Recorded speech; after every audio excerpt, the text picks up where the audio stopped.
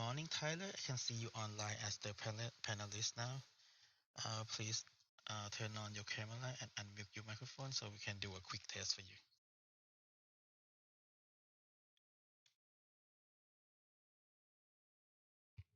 It's saying that the video is being stopped by the host. Pardon? It's saying I can't start the video because it's being... Oh, okay. Sorry. I had to set you as the co-host. Okay. Okay, you are the co-host now. There you go. Good morning. Just double check. Are you going to show the PowerPoint or share the screen? No, it's more of a question and answer. So. Okay, cool. Thank you. We will start in 15 minutes time. Should I go off camera? Yes, you can. You can turn off. Okay. Okay. Thank you.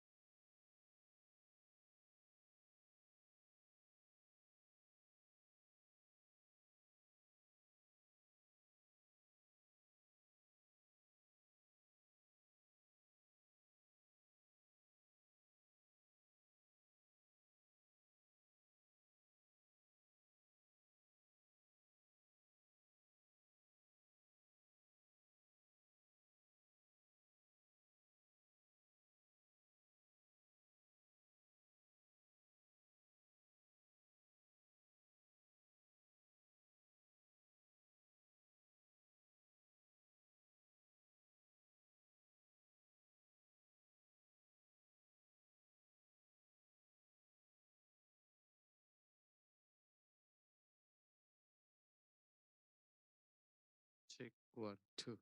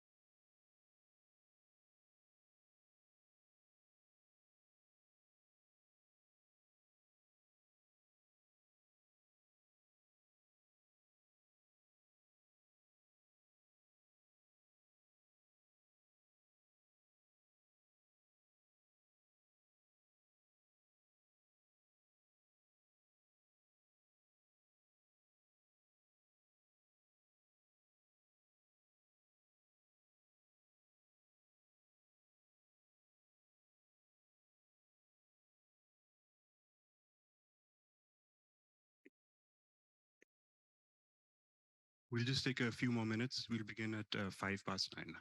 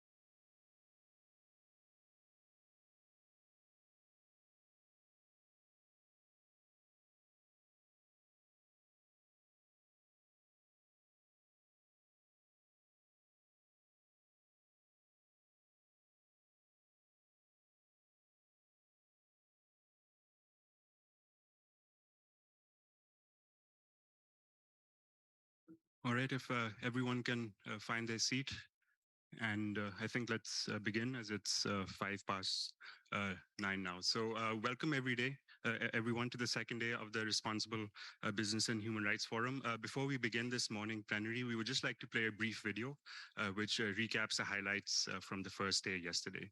So I would request if the video can be put up now. Thank you.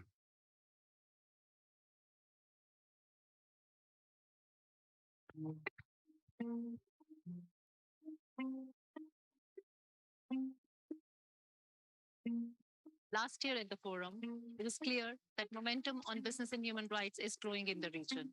Indeed, many states have made commitments and more companies are developing human rights policies.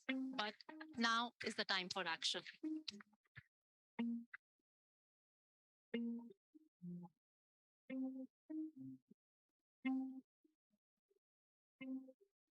We should have more forums like this, I think, bringing together all stakeholders. I mean, academia, government officials, companies, human rights defenders, of course, most notably, which I'm very glad to meet here today.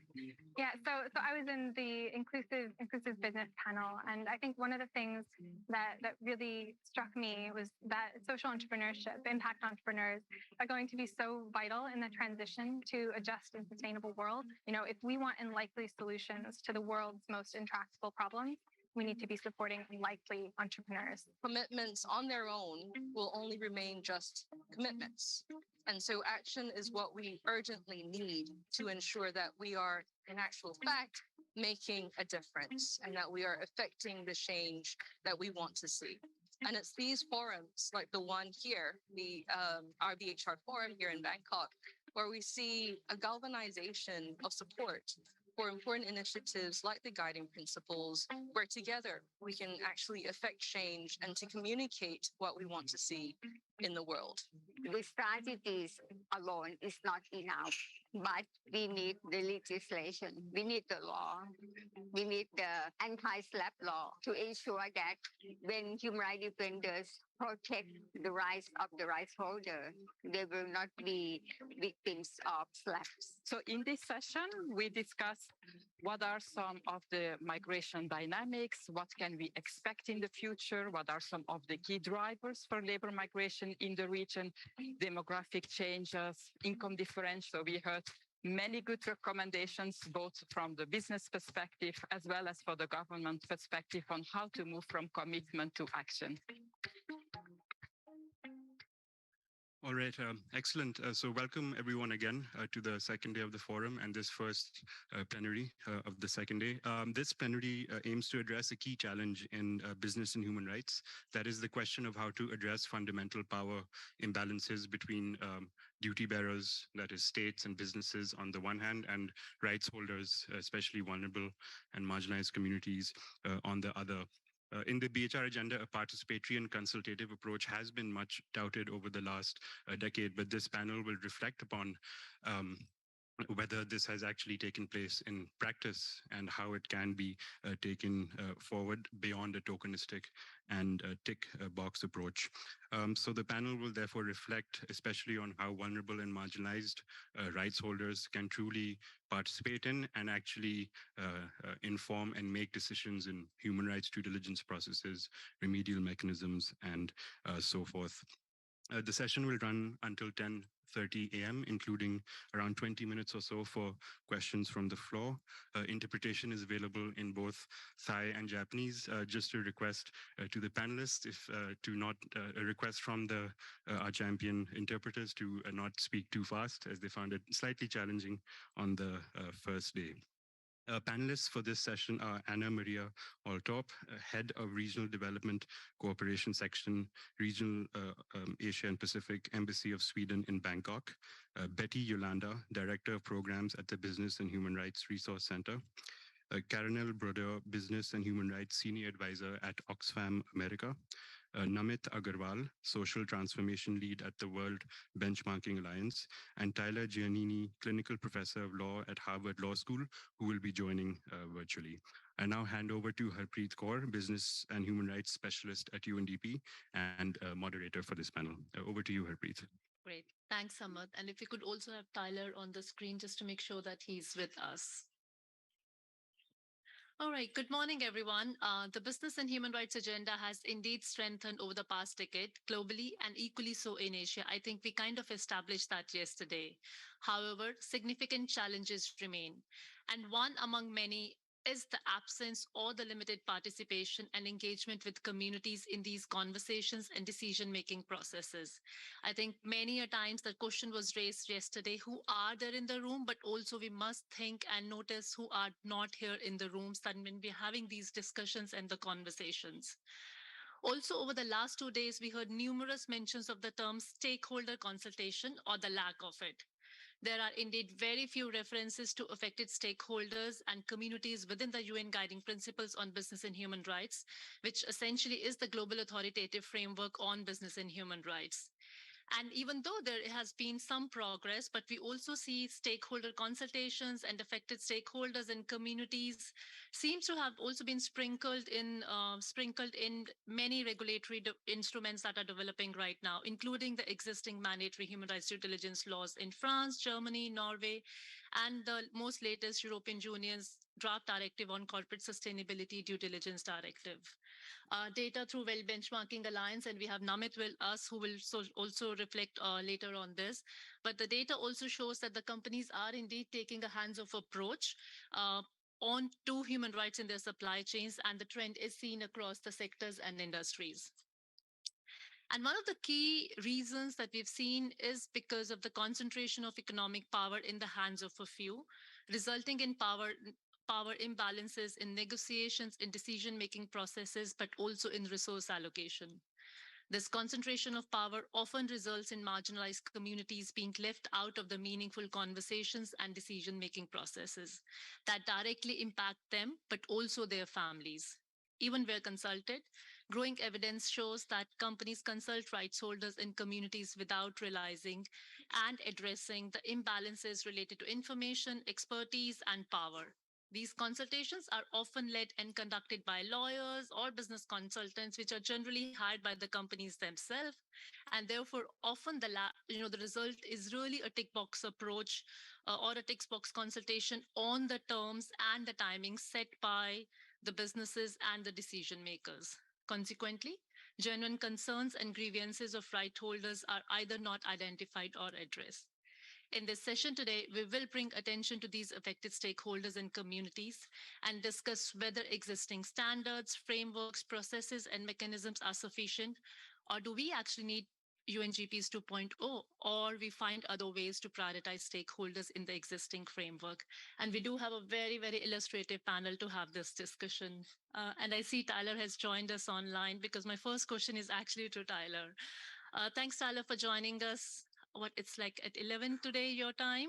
But thank you so much for joining us at this session. Indeed, scholars and experts have criticized UN guiding principles for not dedicating a specific pillar to rights holders or communities. And often the response is that they are included in all the three pillars: protect, respect, and remedy. We are aware that the faculty and staff in the human rights community at the Harvard Law School has been debating whether communities were or were not in the UNGPs. Pillar, we also, Tyler, talked about this fourth pillar and the work that at the university you guys have been doing. I'm very intrigued to know more what this fourth pillar is, or the conversations around fourth pillar are. But I'm sure our participants, would also be interested in knowing, what's been happening and what progress has been made on the work that you've been doing on introducing the fourth pillar. Tyler, the floor is yours. Harpreet, thank you, and thank you for letting me join remotely. I wish I could be there in person after seeing that video. Especially, I know I'm missing all the real great conversations that are happening, and I'm sad to miss the place where I called home for 10 years in Thailand before coming to Harvard more than a decade ago. But let's get on to this idea about this fourth pillar. Where did it come from? Well, let me first say what the foundational idea is. And that's that rights holders and communities must be central to all existing and future business and human rights frameworks and processes. It's a pretty simple proposition. That's actually where the fourth pillar starts. But if you read the UN guiding principles, that principle, that idea is not there. It's not explicitly there. And that's the starting point. Now, where did it come from? A little bit of history here. It goes back a good number of years, but of course, the protect, respect, and remedy framework dates to 2008. And even back then, in speaking with Professor Ruggie, asking him, where would you put rights holders? Where would you put communities? He said they would be cross-cutting. It'd be throughout.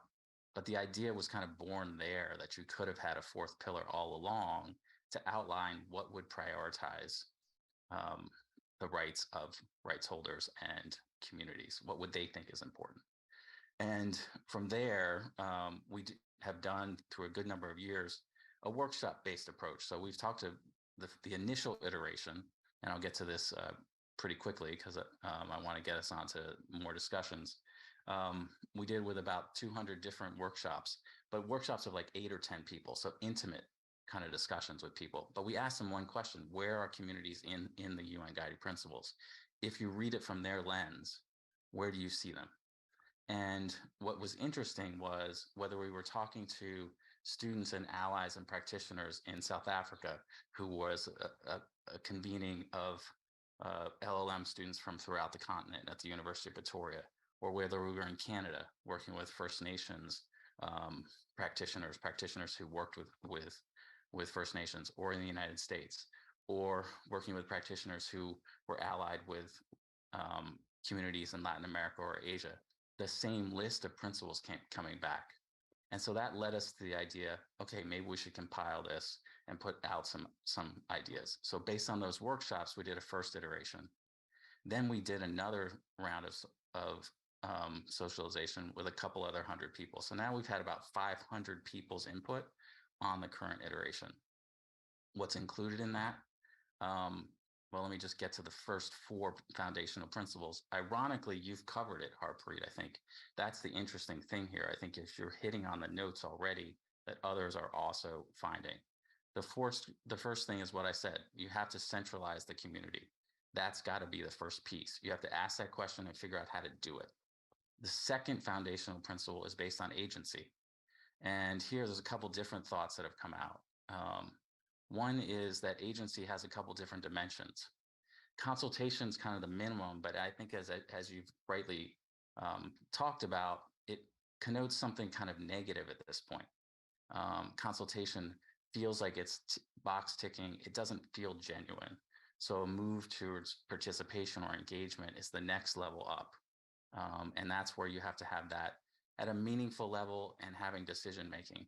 But the fourth pillar also says there's another level up from participation, at least in the current iteration. And we say that that's about community governance, that communities can actually be involved in the governance process. They can be managing grievance mechanisms, community-based grievance mechanisms, for example. There, we know what a corporation that's run by rights holders looks like. Think worker cooperative. That's a community-run corporation. So that's governance. That's different than participation. That's different than just giving your input or having some effect on a decision. That's running things. That's next level up. All of that's about agency. That's the second core principle, foundational principle. Third one's power imbalances. Just one thing on here. One thing that's come out from a lot of this is we need tools to actually assess what the power imbalances are, not just name that power is important. We know the imbalances are there, but we need to assess how to deal with it. So one idea that we've floated through this process now is, should there be something called a power imbalance impact assessment to explicitly name power as something that needs to be measured and dealt with, because we know how fundamental it is. And then the final foundational principle, and then I'm going to stop. I'm not going to go through all the operational ones. There's 10 altogether right now in the current draft, is that there's another core critique to the guiding principles. Communities are not really present there, but one thing that they've also been critiqued on is that they're really about doing no harm, and that's where you stop. They create a floor. They don't create a ceiling. They don't tell us where we want to go. And so the fourth foundational principle is that economic activity should really be about advancing rights to fully maximize and the realization of rights. That is going beyond the floor. Economic activity shouldn't just be about mitigating harm. It should be about doing better things for communities and rights holders. We know human rights can actually handle both sides of it, the negative, but also the positive. And so the fourth pillar also embraces that final piece of it. Where are we right now? We're hoping to push it out later this year to have even further socialization way beyond what we've done with 500, so that we can get to communities. And we also want it to be action oriented. Of course, there's a lot of need for that, but hopefully I can come back to that later about how we get tools, piloting, testing, and get these things going. And with that, I'll hand it back to you. Thanks for letting me join remotely. Thanks, Tyler. In fact, you did raise some really interesting and important points, particularly also about community governance. I think if I could, if I do want to take two, even among the foundation principles, agency, community governance, and power imbalances, perhaps we could have, another panel just on power imbalances and sort of really looking and understanding how do we measure these imbalances, but also how do we address that? I think it's been established that these imbalances exist, but we don't really have, I would love to hear from the panelists here also, is if you have seen any tools that, we can actually really use to understand, but also integrate that into our, say, human rights impact assessment, or what Tyler said, power imbalance impact assessment. I think that perhaps is the next step forward. Thank you, Tyler, for starting the conversation and asking these really important questions as well. Namit, I'm going to turn to you because in my introduction, I mentioned that we do now have evidence and data that companies, it seems like a tick box approach right now, but you do have some data and evidence to demonstrate that. We've also seen how companies score on participation. So why don't you go ahead and reflect and let our participants know here what's been happening and how companies have been really scoring on participation with affected stakeholders. Thanks, Harpreet. Good morning, everyone. And I think it was really interesting to hear Tyler and looking at the different levels of engagement, participation, governance. So I think that's really important. At WBA, we put a spotlight and assessed the world's most influential 2,000 companies across 7 system transformations to see how are they contributing to SDGs and the overall sustainable agenda. On particularly human rights, our benchmark, the corporate human rights benchmark, puts a spotlight on 5 different sectors. And we've been doing this for the last 5 years. What we have seen is in 5 years, companies have felt the pressure and have started coming out with more data on what not just their commitments and policies are, but also what is their performance and what are they doing to implement their own commitments. So we have observed positive movements and action in terms of companies coming out and disclosing more and more information. But what we have also found is the pace at which things are changing is very slow. And we need to definitely speed things up if we want to see impact in our generation. In our 2020 CHRB assessment, we found that 66% of the companies that we assessed committed to engaging stakeholders in their processes.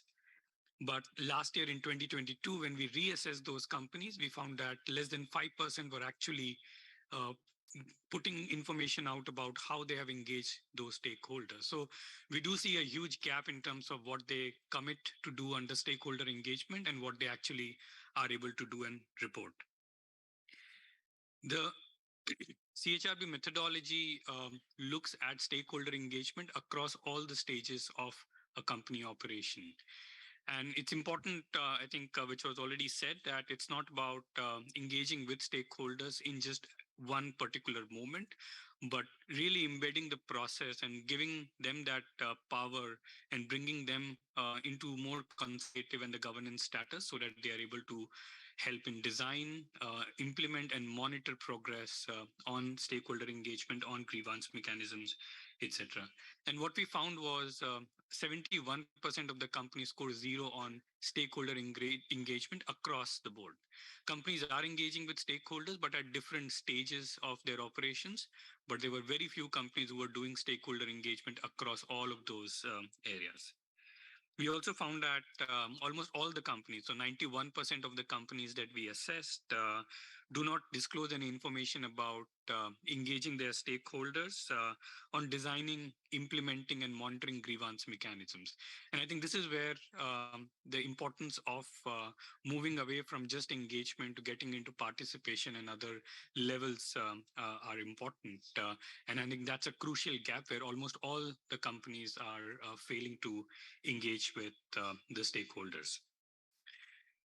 In our assessment, we were focusing specifically on 3 sectors: the food and agriculture sector, the automobile sector, and the information communication technology or ICT sector. In the food sector, we found 89% companies scored 0 around user participation in designing grievance mechanisms, and 70% of the food companies failed to disclose how are they enabling equal access to grievance mechanism for all their stakeholders. In the automobile sector, we found 72% of the companies do not have grievance mechanisms for external stakeholders. They only have it for workers and some of the internal stakeholders. In the ICT sector, 88% of the companies do not provide information about how these mechanisms are adequately functioning. So these are really huge gaps that exist. And I think stakeholder engagement is just the first step of moving towards addressing these power imbalances, moving towards more participation, but there are key gaps that exist. But in our conversation, we have found that companies recognize these gaps. There is a real struggle for companies to understand how they can engage, who to engage. So we often work with companies. We organize peer learning sessions where some of the companies who are able to do it and crack this are also shared with others their learnings and best practices. So we do see some intent and hope that companies will be able to take it and scale it up. So with that, I hand it back to you, Sarpreet. Thanks, Namit. In fact, this ad hoc approach to stakeholder engagement, I think, is the key problem because, then that also provides this cherry picking and we bring in relevant stakeholders when and where we want them. So I think that's something that needs to be addressed. But this also, I see here some optimism also because at least there are some companies that are taking that leadership and understand what is happening and the challenges that they're facing. We did have a company representative to also present today here, but unfortunately she has fallen sick. But hopefully at some point she may be able to join us online as well. But thanks, Namit, for those important reflections. Anna Marie, I'm going to turn to you. We've had the ambassador yesterday and we've seen how rights holders and communities are central to Sweden's development cooperation agenda. But also Sweden has been a champion in promoting business and human rights here in Asia, but as well as globally. And because we are one of the but because one of the benefactors here, we also hear many a times from you, to kind of pushing us to think better. How do we engage more with communities? Where are the rights holders? But also, what exactly are we doing? So I've gone through those very tough questions, but I think would be good to know in your support for programming more broadly, but I think it's specifically in the context of the Forum on Business and Human Rights Programming. How do you operationalize this? To say that communities and rights holders are really important to us, but how do you really operationalize this in programming? Because I think that's what Namit is also saying. The companies understand this, but it's how do you get to that level? Where do you see the communities and their agencies in the business and human rights policies, advocacy, and programming here in Asia? Where are the gaps that remain? I know it's many questions, but maybe I should just hand it over to you. Otherwise, the list is going to be very long. Thanks, Anna Maria. Over to you. Thank you, Harpreet. And it's really a pleasure to be here at the Responsible Business and Human Rights Forum for Asia Pacific. And as Namit said, it's good to see that companies are feeling the pressure and that they are taking positive steps. But we see that the pace is really too slow. And I think it is important to reflect on the progress made since the adoption of the UN Guiding Principles on Business and Human Rights in 2011. Through different initiatives and partnerships, Sweden has encouraged development and implementation of national action plans to promote business sectors' respect for human rights in the region. We are happy to see the increasing recognition and adoption of the UN Guiding Principles by governments, businesses, and civil society organizations across the region. But we are also aware that there are remaining gaps that needs to be acutely addressed. First and foremost, operationalizing Sweden's commitment to rights holders and communities means placing them at the heart of programming efforts. We firmly believe in the principle of meaningful participation, ensuring that those affected by business activities have a voice in shaping policies and practices. This entails creating inclusive and safe spaces for dialogue, consultation, and collaboration with communities, civil societies, organizations, human rights defenders, and other relevant stakeholders. Their insights, experiences, and perspectives are invaluable in informing strategies and actions. In the field of business and human rights policies, advocacy, and programming in Asia, we recognize the vital role of communities as active agents of change. They possess a unique understanding of local contexts, challenges, and needs. And by empowering communities and amplifying their voices, they will be better positioned to use collective action in addressing human rights impacts of business activities. It's crucial to provide communities and human rights defenders with the necessary tools and resources to enter into fruitful dialogues with business, where they advocate for their rights, hold business accountable, and demand redress for violations they may experience. Despite the efforts, several gaps remain that needs our urgent attention and concerted action. One of the key challenges is really ensuring effective implementation and enforcement on national action plans on business and human rights and other business and human rights policies and standards. While frameworks and guidelines exist, their practical application is often lacking. We need to strengthen mechanisms for monitoring and reporting human rights abuses, enhance access to justice and remedy for affected communities, and hold businesses accountable for their actions. From conversation and discussion yesterday, it is evident that more has to be done to protect communities and human rights defenders in particular against SLAP. There is a need for more commitment and more action on this crucial issue. It is also important to address the power imbalances and inequalities that exist between communities and businesses. Marginalized groups such as Indigenous people, women, and migrant workers often face vulnerabilities and are disproportionately impacted by business activities. It is imperative that programming and efforts prioritize their inclusion, protection, and empowerment. And this requires targeted interventions, tailored support, and specific measures to address their unique challenges and ensure their meaningful participation. In conclusion, Sweden stays committed to place rights holders and communities at the center of our development cooperation. We also believe that business play an important role and will benefit from stronger engagement with right holders and communities. And by working together, we can bridge gaps, address challenges and power imbalances, and create an environment where businesses are aware of and respect and promote human rights. Thank you.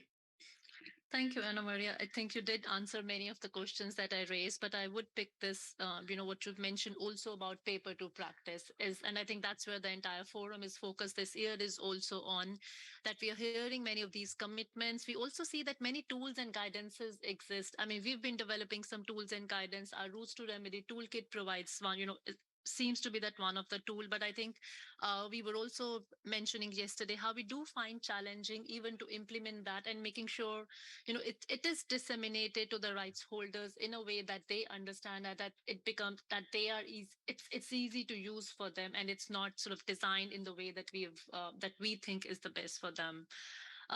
Thank you for that. Betty, I'm going to turn to you now because we know that the Resource Center has been, in fact, tracking corporates' impacts on human rights since its inception. How would you compare the vision and the spirit with the practice of Pillar 2 of the UNGPs and any reflections that you have in terms of, in your experience, tracking these corporates?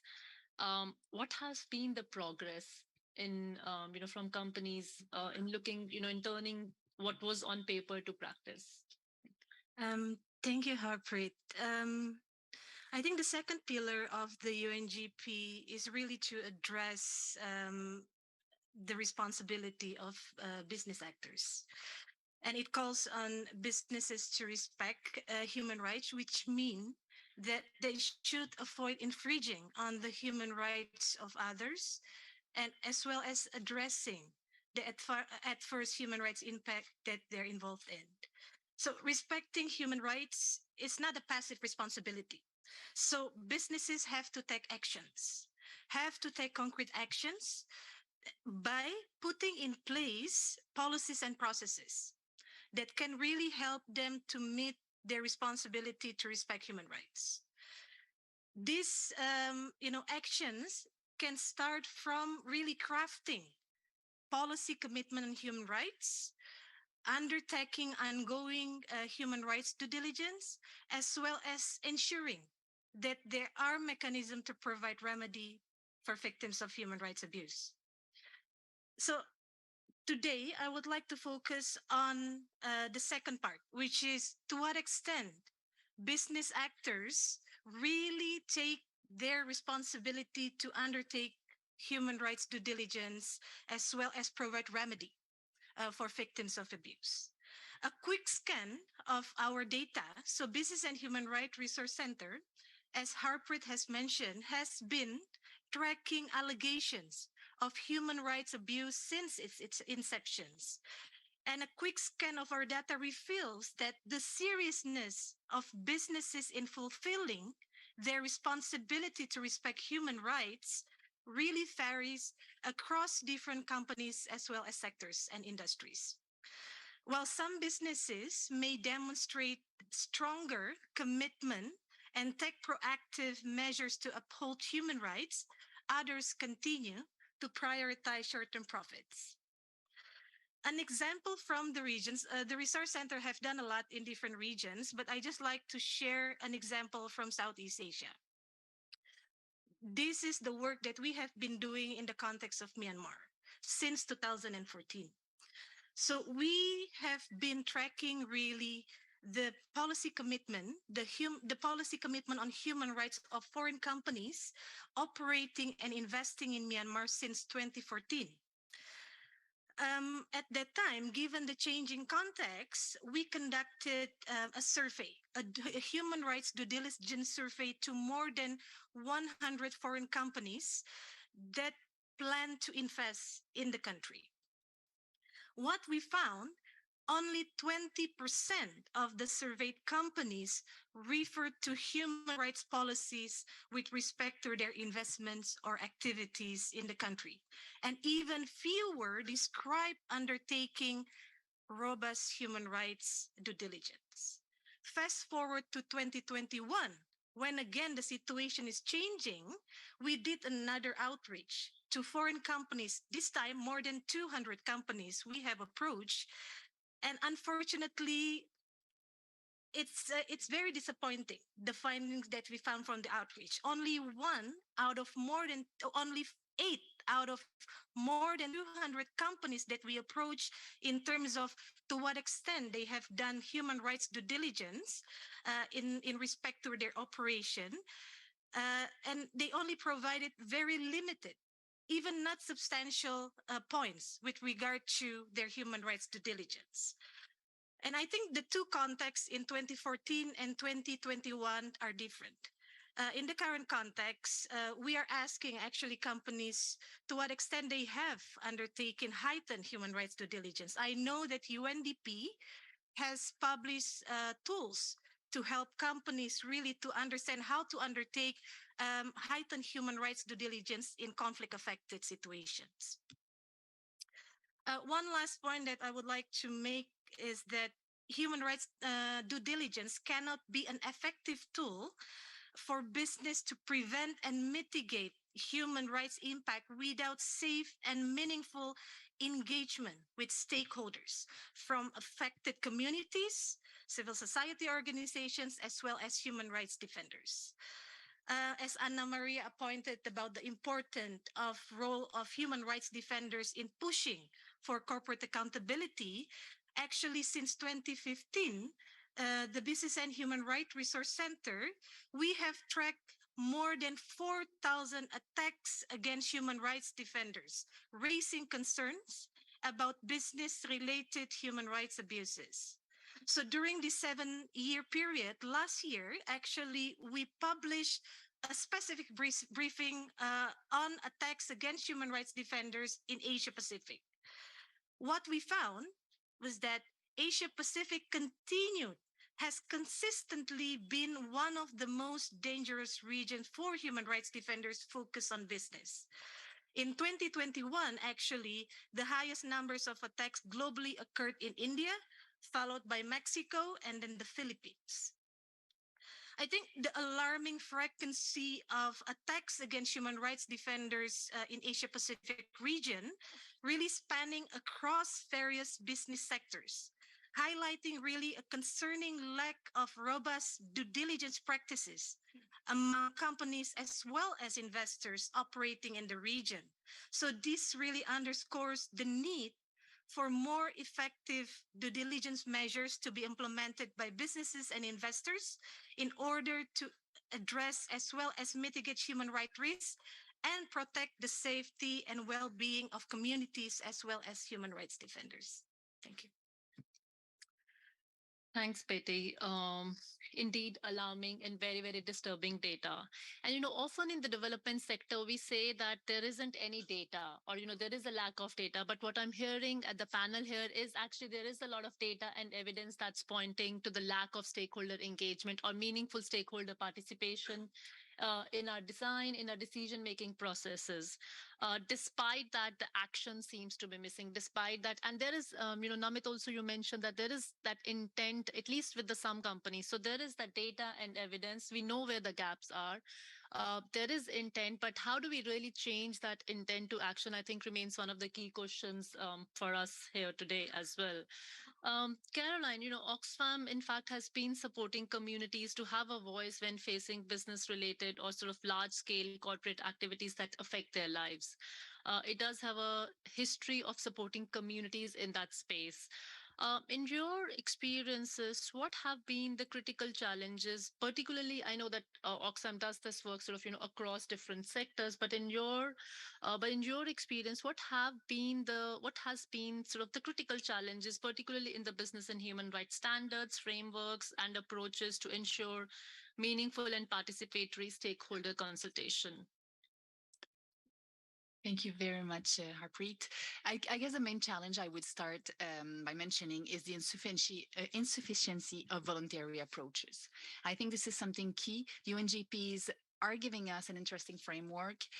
They contributed to give some clarity, but the reality that we see is that the main weakness is that they're not mandatory. So what does it give us? It gives us uneven practices. We end up with a handful of companies that are doing real efforts, that are implementing as best as they can human rights due diligence practices, while the large majority of companies are not doing their job. And we know experiences has shown that voluntary approach will not give us the expected results that we want, and won't be able to eliminate and address the power imbalance that we've been mentioning throughout this panel, and address and eliminate the human rights violation in global value chain. Now, what does the practice look like? And as you mentioned, Oxfam has been working on business and human rights from a variety of angles. We do campaigning on companies who do not comply with human rights standards. And we work in more than 80 countries. So we do some campaigning like the one we did in Behind the Brand, Behind the Barcode, where we targeted large food and beverage and retailers in US and Europe. And we're pushing them to improve. When companies are starting to make some commitment, when they are engaging in the right direction, then we can start dialoguing with companies and providing input, advice on their approaches. But we also support communities, as you mentioned, that are communities that are confronted with human rights impacts of corporate activities. And we support them in their advocacy strategy, and we amplify their voices. So aside from few positive examples that we may see, large majority of the cases that we've seen in all the countries where we work are characterized by the following issues. The lack of capacities on the side of companies, which sometimes can be combined with a lack of will or even a lack of good faith. So a lack of understanding of companies on how to engage, with who engaging in the specific cultural context in which they operate, because there's a lot of contexts in which they can be. The most common practices the most common practice that we have seen are companies engaging in the identification of the issues, right? Like at the initial of the HRDD process, but not involving engaging rights holders in the identification of solution and in the implementation of solution, which is key. We see engagement as more reactive, issue-led. So once there is something happening, an oil spill or something, now we start engaging. Once there's a scandal, now we start engaging. But if that has not been started from the beginning, trust is not there. Relationship has not been built, and it cannot be meaningful. We've mentioned several times the power imbalance, which is a key concept to address. We can't, and I think one of the key elements, the key answer to that would be the lack of information. If we want to address power imbalance, we need to provide the tool to enable communities to engage. That means having information on what they are consulted on, why are they consulted at that point, and what will it do? What can they bring to those discussions? Lack of time. And we know times of companies are not the times of communities. And this is something we need to address. Communities need time to understand what is at stake. And companies are often engaging in the consultation very late in the process. It needs to be done super quickly, right from the beginning, so that there's a real commitment, a real intention of integrating the concerns, of integrating the comments and the elements that are coming out. Yes, we talked about the tick box exercise. It often looks more like a tick box exercise rather than a meaningful process. that is embedded at all stages of the human rights due diligence. Lack of representativity is something that we're seeing all the time. We cannot see community as an homogeneous unit. We talked about communities. There are different subgroups. There are vulnerable people. There are women that are disproportionately affected. This is something that needs to be taken in consideration. And I think one thing that has been mentioned as well here is super important is that some companies are focusing on engaging with CSOs, with civil society organization. We're glad to engage with companies. Oxfam is really glad to share what are the key trends, the key issues, but we are no rights holders. The rights holders are the ones living there, affected by the project, by the corporate activities, and this is something key. So I think I would conclude with 4 advice. And I am not saying that engaging rights holders is a simple task. I am not saying this. We know it is complex because there are huge value chain that companies are dealing with. And we know that this is something that is not an easy one. But I would go with 4 advice for companies. I would start by the first one would be engaging takes time. So start early, right?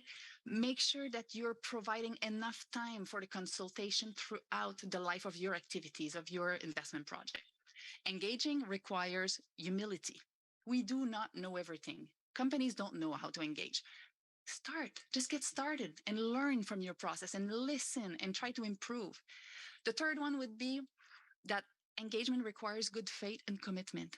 So engagement is not about ticking a box. Engagement is about modifying, improving how you do business. This is something key. And the last one would be, it requires openness. Engage rights holders in the identification of solution. You will find some solution that respond to real problems and that can bring some sustainable solutions. Thanks. Thanks, Caroline. What I'm hearing here is that we kind of perhaps, pretty much need a relationship building advisor here. You talked about, these important points, which are crucial for any relationship, which are crucial for any partnership, even in our own personal lives. Commitment, good faith, trust, open communication, giving time, listening to each other, but not just listening, with sort of, we are listening to you, but also really listening and acting. So I think it seems like, the companies need to create now this new positions about relationship building advisor, who are actually able to go to the communities. And I think that's where I see perhaps, we could move from a tick box consultation approach to a participation approach where both the parties are coming together at the common same platform, and at least there is a conversation that's taking place, and I think that's perhaps is the good first step that I see in terms of moving from consultation to participation approach. I think the first section of the session today, we did talk about the gaps, the challenges that remain. Let's try to be a little bit more optimistic and see how do we move, how do we really change from here, and how do we move from the state that we are into the state that we are looking at. And Anna Maria, I'm going to ask this most difficult question to you is, how do we really shift this paradigm from a business-centered approach and lens to human rights to one that centers community-based approaches in the business and human rights field? How will the participation of affected stakeholders and communities look like in human rights due diligence processes and our operational level grievance mechanisms going forward? Thank you, Harpreet. This is a tricky question. I should probably ask you the question, as you are running this program and have engaged in this for a long time. But it is indeed crucial to shift the paradigm in the business and human rights field from a business-centered approach to one that centers communities. And we need a meaningful participation of rights holders and communities. Speakers and participants at the forum has shared the concern that there is much talk about achieving outcomes for rights holders, but there appears to be a large gap between rhetoric and practice. The international standards have also remained largely voluntary, and it has been challenging to scale a more meaningful approach to due diligence. maybe now with the introduction of the EU Corporate Sustainability Due Diligence Directive, this could provide a potential opportunity. Crucially, it recognizes the important role of communities and emphasizes the need for their involvement in the due diligence process. As we've heard, many suppliers only engaged with affected communities and set up operational grievance mechanisms after human rights impacts have materialized or after litigation involving their operations has occurred. And unfortunately, few seem to understand the potential value of operational grievance mechanisms in building better relationships with affected stakeholders and as a key source of information for their ongoing due diligence processes. The best scenario would be to require meaningful engagement with affected communities and right holders to inform the company's decisions, taking into account the unique context and specificities of the situation. Moving beyond a transitional relationship between businesses and communities and embracing a collaborative and participatory approach is really crucial. The participation of affected communities needs to go beyond tokenism and become a core aspect of decision-making processes. Their perspectives, concerns, and aspirations must be integrated into human rights due diligence and operational grievance mechanisms. The EU directive emphasizes the importance of operational level grievance mechanisms and ensures that affected communities have accessible and effective avenues for raising concerns and seeking redress. These mechanisms should be designed and implemented in collaboration with communities, ensuring their accessibility, transparency, and effectiveness. They should be easily understandable and available in local languages to remove barriers to participation. Communities should also be actively involved in the design and oversight of these mechanisms to instill trust and ensure their relevance and effectiveness. And throughout the process, it is important to create safe and enabling spaces for communities, human rights defenders, to do their work. From yesterday's keynote speech and other interventions from the floor, it is evident that we must do much more. We have heard how communities and defenders face increasing resistance for mobilizing to protect the environment and confront climate change, and for speaking out to address the adverse human rights impacts of business operations. For example, slap cases are increasingly used by companies to silence those who voice their concerns.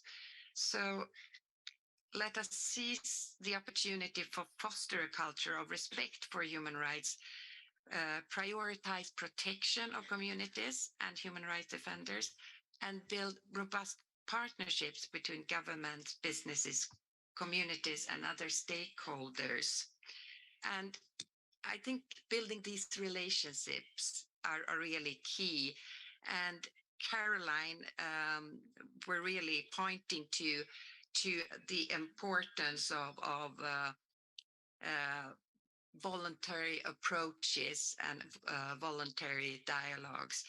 And I think both communities need to understand better the different drivers. What are the drivers of communities? What are the drivers of companies? There needs to be a joint language and platforms for creative discussions and good dialogue. And for this, I think within the Business and Human Rights program of UNDP, the capacity building of the different sides to really come together is key to this. We've seen in some of the consultations in countries that there are separate consultations with governments and business in one consultation, and with civil society on the other. And I think how do we bridge this and have joint consultations is one of the key. Thank you. Sure.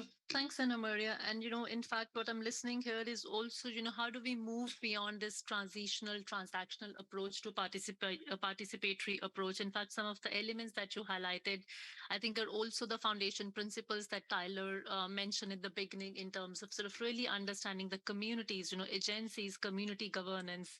So, Tyler, I'm going to turn towards you. I know I'm just kind of playing a little bit now with the run of play, but, I'm going to come to you because I think a lot of conversation here has also been about that we have what we need, but it is really also about how do we operationalize what you are calling as fourth pillar. Do we really need, as I said, UNGPs 2.0, or how do we push for a larger focus in the upcoming policies, upcoming legislation? And knowing and understanding what is this common language, Anna Maria, that you mentioned, how do we find that common language that both communities and companies can understand and appreciate? Again, to kind of really sort of looking at, but also I think we also need to be careful in the beginning in terms of understanding, how do we prioritize? Because there's so many different things I think that we're talking about here. So how do we, in terms of sort of looking at it, how do we really prioritize? Where should we focus our resources and energies more? And, looking at sort of our short-term, long-term, how do we really bring this communities pillar in the business and human rights space? Over to you, Tyler. Yeah, big question here. Okay, let's see how to get my head around all the dimensions on that. First, I think one of the questions that came in through the Zoom was, what's the role of businesses here in giving agency? And I think that's part of the question that gets the operationalization. You're going to need businesses to move in a couple of important ways. One, I think, as Betty kind of highlighted, we need to get away from the harms for people who try to participate against those defenders piece. That at a minimum has to be a threshold. But as I think Caroline was getting to, I put it into, there's got to be a mindset shift. There has to be a culture shift within the companies to embrace that they're going to need to do something along the lines of what you said. They have to spend more time on the relationships, get to trust, so that they can say, we understand the contributions, the knowledge of and experiences of communities, and that they can get to solution. They can help us with solutions. Then you can get to co-design. You can get to co-authority around things. If you can make that mindset shift, then you can start to get to the operationalization. That's a key difference between the current guiding principles and what a fourth pillar would do. Now, your big question about was it worth it to go after UN Guiding Principles 2.0, or should you prioritize legislation? I don't like to think of it often as an either or, but in this case, I think I would prioritize the national level or business level enforcement and implementation over a new global effort to do UNGPs 2.0. That would be nice if we could get it, because it would put a stamp of approval on at the global level, but most likely it would also probably get watered down. We know what global efforts look like. And I think you're going to get most of the enforcement at the national level. So go for higher standards of legislation. That would be my think. Go for innovating companies and then reward good practices that are advancing and maximizing the realization of rights. I don't think that that's a rights conversation right now. Right now, people are going for compliance. If they're doing anything at all, there's too much of the human rights defenders problems. But otherwise, they're going for compliance, not going for, we are going to be a company that is going to advance rights, maximize rights of communities. And if those companies get branding and actually business rewards for it, then I think you might start to see a trend there towards operationalization. There's a couple thoughts there. Back to you. Sure. Thanks, Tyler. In fact, as we've also seen that, in fact, there has been some progress at the national level, and it may be easier, not easier, but it may be, to begin with, how do we really push that agenda and sort of try and integrate that at the national level? Because Again, I think what Caroline, you mentioned is, we're talking about communities. We are not talking about one community, and it's not a homogeneous group, right? And I think we also are looking at, we also must understand what UNGP says is the national context that we are playing with. I think that's a really important part of how, how any of our tools are designed or how any of our frameworks are designed and implemented. Betty, we've been sort of here now talking about this, that communities are not homogeneous. In fact, one of the key principles of participation is diversity and inclusivity. I think that's something that was also referred to and mentioned to at the opening plenary, but it kept coming through all day also yesterday. So what does participation, according to you, in various decision-making processes means for different rights holders and different communities from an intersectional perspective? I think we had sessions on child rights yesterday. I think ethnic minorities, migrants, persons with disabilities, indigenous people. I think these are, these are again some of the identities that we're bringing here, but these are not all. So how do you, where do you see to bring this principle of inclusivity and diversity in these processes? Yeah, thanks, Harpreet. I think when we're talking about applying in an intersectional lens to participations in decision-making processes, we are talking about how we can foster greater inclusiveness, how we can recognize the complexity of individual experiences, lived experiences, as well as how we can promote equitable outcomes. But it also means that we need to embrace diversity. As Carolyn said, like we are not only talking about one community, we're talking about communities. So we need to embrace that diversity. We need to also identify the intersecting impacts as well as promoting equitable outcomes. So by recognizing and appreciating the diversity of experiences of communities, indigenous peoples, women, children, as well as their perspectives and needs, I think we can make sure that the participations will be inclusive and will reflect the lived realities of diverse groups with various intersecting identities. And also understanding the specific challenges and impact that different groups may face due to the interactions of their intersecting identities will also allow for a more comprehensive assessment of the potential consequences of business operations, as well as making sure that the development of the targeted strategies to address the unique needs and concerns of these groups. Throughout the forum, I have been seeing that there are several sessions talking about just transition. So now I want to focus more on communities and indigenous peoples. So yesterday, the Business and Human Rights Resource Center, we issued our transition mineral trackers, looking at the human rights implications of specific crucial minerals that are needed for the renewable energy technologies. So what we are seeing from our findings, actually, from the data that we collected from last year, at least more than 30 allegations impacted communities. This included instances of mining operations, strengthening livelihood, land rights, indigenous rights, but also their rights to participate. So we are also seeing cases where communities have been denied the right to be consulted in safe and meaningful as well as inclusive manner. At the resource center, we know that climate change really needs a very fast transition to clean energy. But we also need to understand that this transition should not be at the expense of human rights of the communities, indigenous peoples, and other groups. So failing to do so may result in the delay of the transition. So just wanted to also connect to the points that Tyler made about, maybe we need to start talking about the next level of participations. So in the context of just transitions, at the Resource Center, we consider that there are three core principles that we need to take into considerations when we're talking about just transitions. So the first one is shared prosperity. And then the second one is human rights and social protection.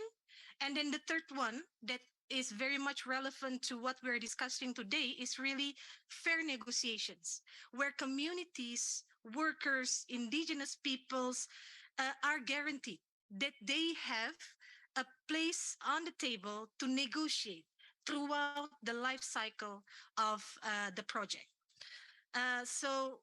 Just to conclude that I think when businesses consider really meaningful participations, consider the diversity of the experiences as well as the needs of different stakeholders, they can enhance the legitimacy, fairness, and effectiveness of the projects that they have.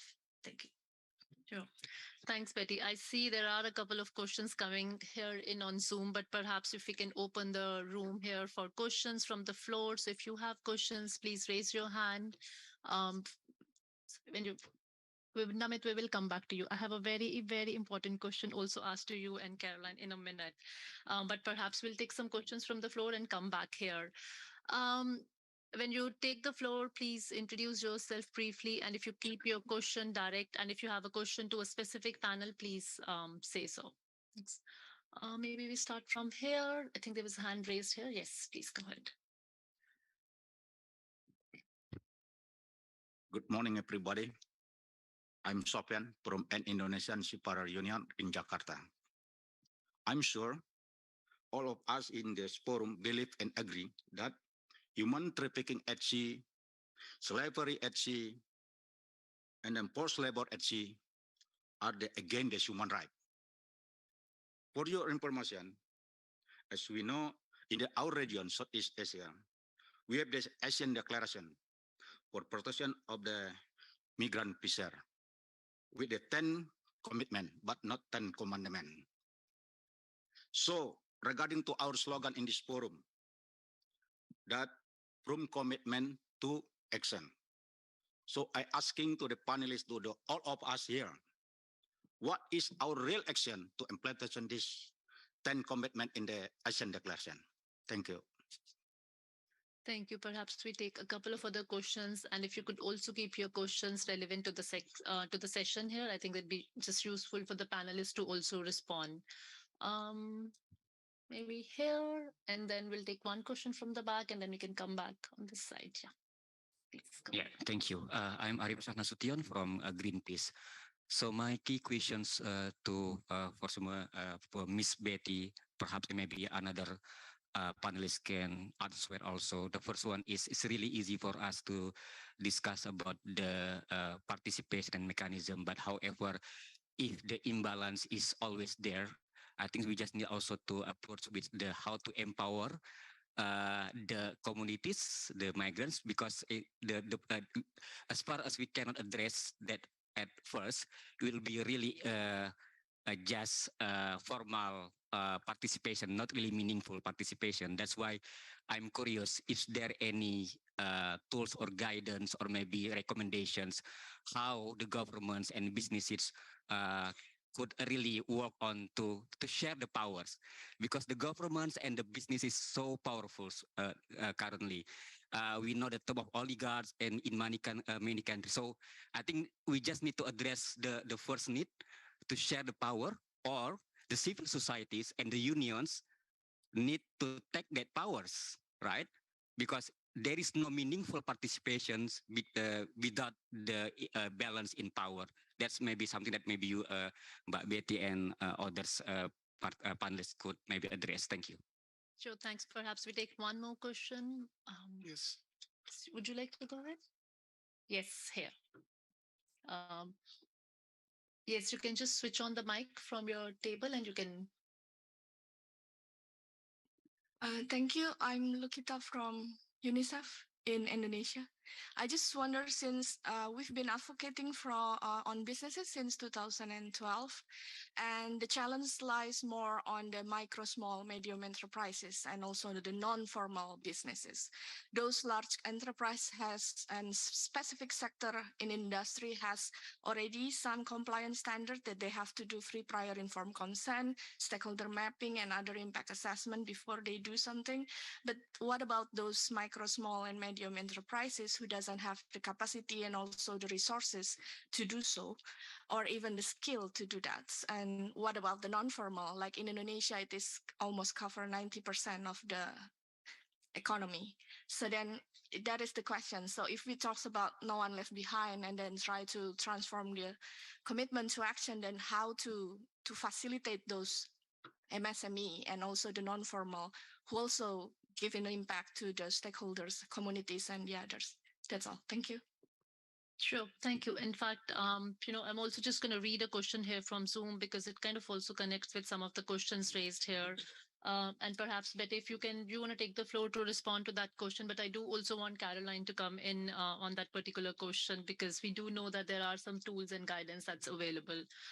The question on Zoom is, most companies are currently failing in engaging with affected stakeholders. How do we really motivate companies to do so when they may not even view the UNGPs as essential and there are no regulatory frameworks to promote such engagement? Here, the participant had given an example, should be targeting investors perhaps to pressure companies, or consumer pressure, or human rights defenders, or lobbying governments in terms of on lobbying government for laws. So where do we, I think it's also about, what are the different other entry points to this, but also how do we prioritize? I think, and it's been asked, is it one or is it a combination of all of these? And do we have any specific recommendation that I think panelists from the floor perhaps can answer that question as well? Betty, would you want to go first? And please take any other questions in addition to the one that was specifically asked to you. Yes, just to respond to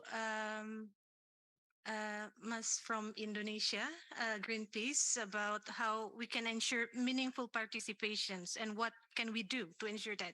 So I think the quick response that I can think of is really how we can create an enabling environment for human rights defenders, communities, civil society organizations to really feel that they're empowered, to feel that they're safe to engage in the decision-making processes, and then that they're confident enough that they can engage with the different actors, and also to ensure that they will not be, that they have equal positions in that decision-making process. And a few things that I think can make communities, civil society, and human rights defenders to feel empowered and safe. So a couple of things. First, I think as Caroline mentioned, we need access to information. We need to know what we are discussing with companies, with investors, in terms of the projects, in terms of their investments. And then the second thing is capacity building. How we can build the capacities of communities, indigenous peoples, human rights defenders to engage with businesses, with investors. And then the third one would be collaborations and partnership. Because I'm seeing still that we as civil society organizations, we sometimes still work in silos. I think if we want to have a very meaningful participations, when we want to engage and talk to businesses and investors, we need to collaborate. We need to partner. We cannot just work with groups that we are working in specific sectors. We need to have cross-sectoral also partnerships and collaborations. Thank you.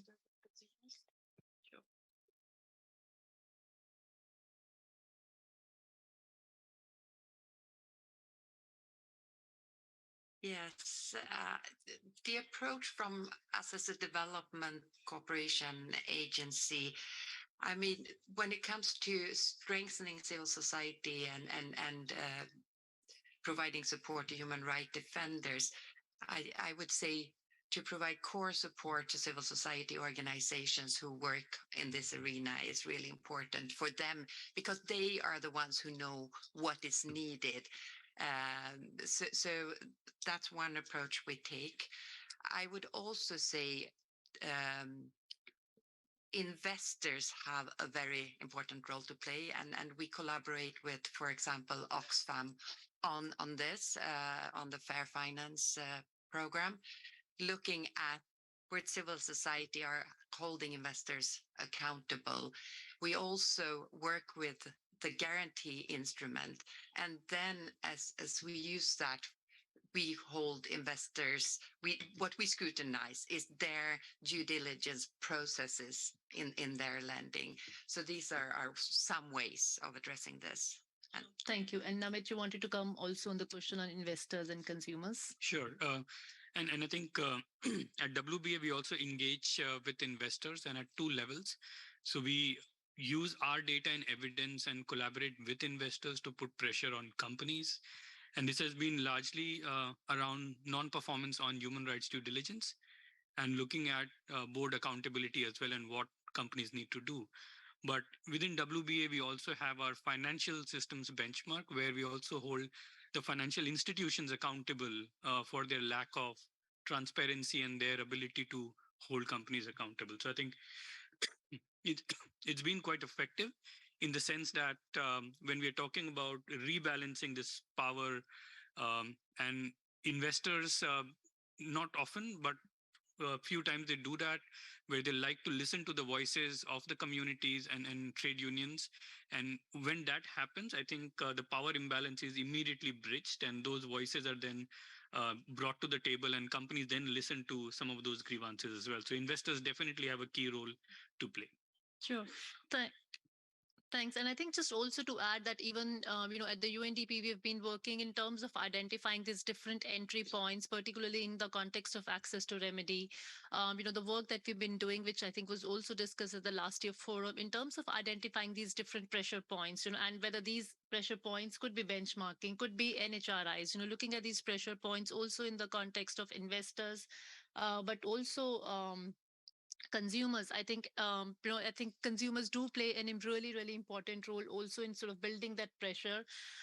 Interestingly, yesterday some of the conversations were about how do we really also bring in the members of, I think it was in one of the sessions, it was to sort of talk about how do we start engaging with the members of parliament and start influencing them to build pressures on the state, so that they start talking about developing the national action plans and legislation. So I think I see sort of many different entry points in this space here. Caroline, there are a couple of questions on tools and techniques. So I'm just going to maybe, take the opportunity to ask all of those questions to you, particularly, and then if anybody else wants to come in here. But would you share with us some tools and techniques that place communities and rights holders in the driving seat?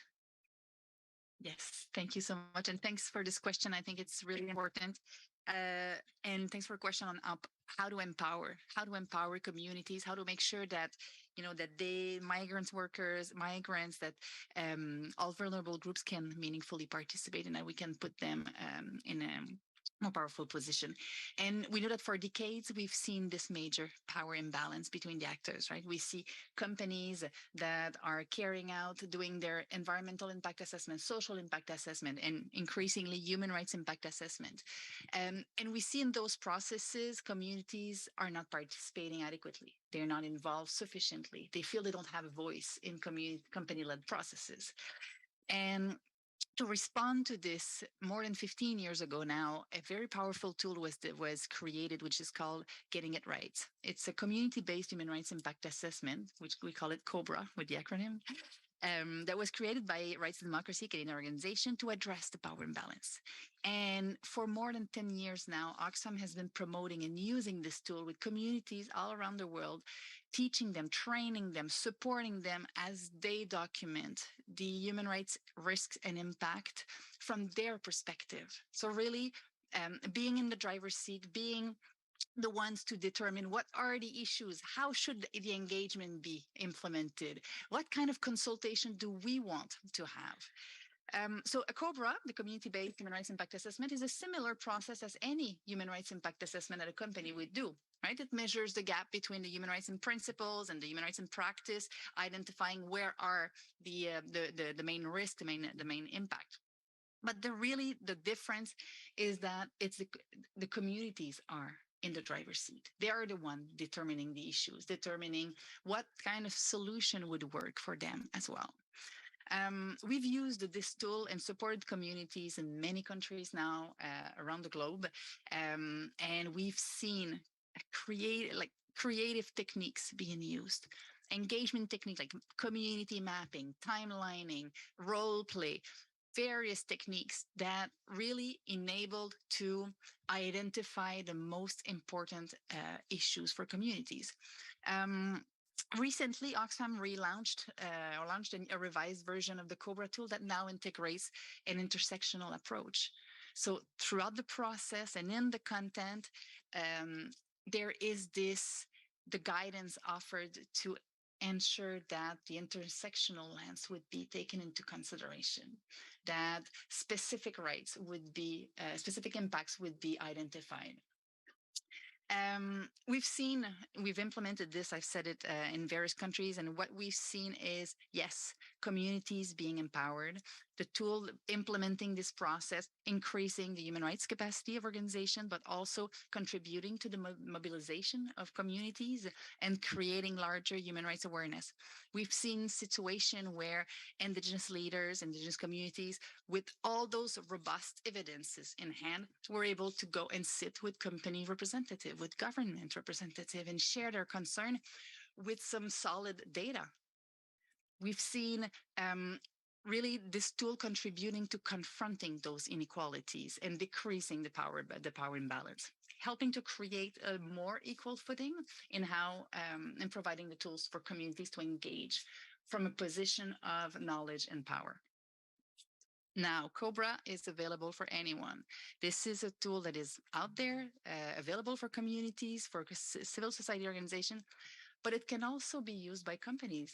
Any company who would be interested in learning how to engage, what kind, having access to this guidance would be well advised to use COBRA. And we've seen consultants working for companies that have used the COBRA tool in a very interesting way as well to improve their process. So I will pause it here. I'll just say one more promising approach that I think to really address this power imbalance and to share the power between companies and communities is something that we've been exploring, and we're not the only one. Any other allies have been exploring this as well.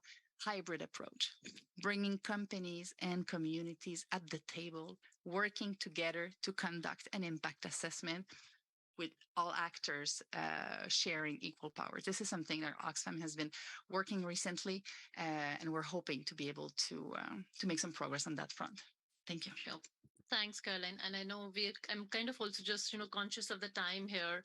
Namit, there was a question actually on the small and medium enterprises, but let me just, ask you a more broader question in terms of how do we really translate this intent into action? If you have any, 3 key points or, your tips for companies to facilitate meaningful consultations and participation in decision-making bodies. Not merely a compliance or a tick box approach, I think that we've been discussing. And if you could perhaps even highlight how this can be used also for the small and medium enterprises and not just sort of looking at large multinationals that may have the resources and the means to take these practices forward. Sure. Thanks, Harpreet. And I think a lot has been already said about how to operationalize this from the rights holder perspective. But it's also important to look at how to look at companies and not looking at companies as just one entity, but looking at the layers both horizontally and vertically.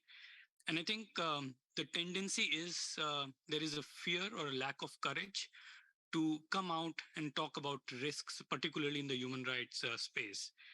So there needs to be a conducive environment within companies that enables people to talk about those risks, confront those risks. And it's not that it's not happening. I mean, if you look at innovation, artificial intelligence, we don't know a lot about it, but companies are willing to take those risks. And there is that environment that promotes innovation and coming out. So we need something similar where the companies and the top management, the board are comfortable with their vulnerability to understand these risks and try and see what's working and what's not. It's also important to look at the roles of different departments within companies. Usually it's the responsibility of the sustainability team and the human rights team to talk about human rights and the risks. until and unless it translates to all the other departments, particularly the procurement teams, the operationalization will never happen. And I think this also links to the fact of small and medium enterprises who are many a times part of supply chains. While from a sustainability point of view, supplier codes of conduct will be shared with these suppliers, but the procurement teams will not talk about margins and the cost of implementing some of these requirements. So there is this dichotomy between what the human rights and sustainability teams demand from suppliers and SMEs many times, but what the procurement and the purchasing teams are not able to provide. There's also an important role for governments, and I think it's beyond legislation. It's also about the accountability of the governments. If a company from a certain country is failing to respect and protect human rights, it's also the failure of the government. Where is the accountability of government to then say that we have failed in making sure that our companies are able to protect and respect human rights? And there are many forums, for example, the high level political forum, where we know that we are very, very far behind implementing the SDGs. But every year, governments will go and say everything is fine and things are going fine in the SDGs. Where is the talk about companies from their countries not being able to respect sustainability and human rights? So bringing that conducive environment within companies and accountability of governments is very, very important for operationalizing. Sure. Thanks, Namit. We do have just about 2 minutes, so I would also like to invite the panel. I'm sorry, we won't be able to take any more questions unless there is a burning question and cannot be addressed after. I'm sure the panelists here would also be available for any questions that you may have during the coffee break as well. But if we could have 30 seconds final remarks. But Betty, if you want to start. Yes. So during the sessions, we keep talking about meaningful participations or engagements. I just wanted to emphasize that it should be safe and meaningful engagement or participations, meaning that communities, workers, indigenous people should feel safe. They can to engage with businesses and investors without fear of harms, intimidations, or reprisals. Because by having the safe and meaningful participations, in the end, they can influence the decisions that may affect them. Thank you. Ana Maria? Thank you. I think this has been a very good discussion, and there are a lot of approaches that could be used. So the question is now, how do we really operationalize this? And how could we, as a development cooperation agency, be part of that? And how could we do it, for example, through the Business and Human Rights Program that is likely to continue beyond this phase? So let's continue to find the solution and try to operationalize them. Thank you. Thank you. No pressure here. I'm feeling no pressure here. But maybe let me just move to Tyler here online. Tyler, if you want to come in and share your final concluding remarks, 30 seconds, please. So one thing I think that I would just like to highlight maybe as another entry point is this point of entry for investors or an enabling legislation at the national level that may be alternative to the dominant corporate forms that we see, where we have more emphasis in facilitating investment in worker co-ops. I think this is part of the answer for small enterprises, micro enterprises, but getting that to horizontally scale, that could really help us get some of this positive energy around advancing rights and build power, not just trying to deal with the imbalances that we see and trying to prevent the harms. Sorry, thank you. And I think we're also sort of looking forward to, I know we've been having discussions about bringing this work on fourth pillar also here to Asia. I know you've conducted already a lot of consultations, but perhaps would also be good to share, the draft version that we have on the fourth pillar and see how it can be operationalized here, given the regional context as well. So we hope to continue that conversation beyond this panel as well. Namit? I think one last comment would be stakeholder or rights holder participation is not an end in itself. And I think that's a mind shift that's needed. It's a process to reach an end, which requires trust and collaboration rather than looking at the participation as an end in itself. Sure. Thanks, Caroline. Thank you very much. I think I would just wrap up by saying that we know now, with all what we've shared here, this panel has shared a very incredible information, a lot of food for thoughts here, right? And we know what meaningful engagement should look like, right? We know that it has to be inclusive and gender sensitive. We know that it has to be informed. We know that there must be a safe space, and we know that it has to start early and be ongoing. So those are the elements. We know those things. So it's now time to implement them. And I would conclude by saying we need to move away from voluntary approaches. We absolutely need to have a stronger regulatory framework to enable us to have a more level playing field. Thank you. Sure. Thank you. Thank you. I see Samad has moved on to the place where generally I come in when people are running late their panel. So I'm going to have to really close this session. But Tyler, if I could borrow what you said, sort of really taking as a conclusion from this session is while we're trying to address this power imbalances, we must also build power and see how do we really bring together communities. You're not just creating awareness, but I think building capacities both for businesses, but also for communities in coming together and creating a safe and conducive environment. So thank you very much for this discussion today. And then I'm going to hand it back to Samad here. Thank you.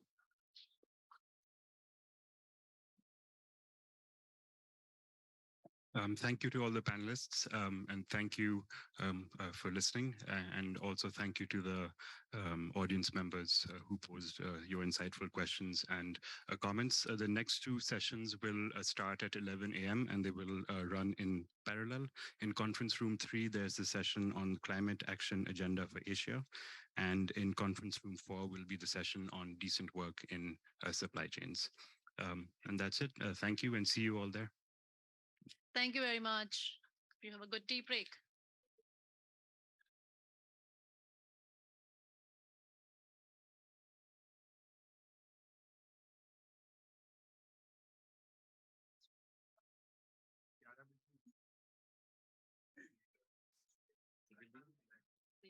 I'll come and see you. I'll just have a quick meeting with teacher.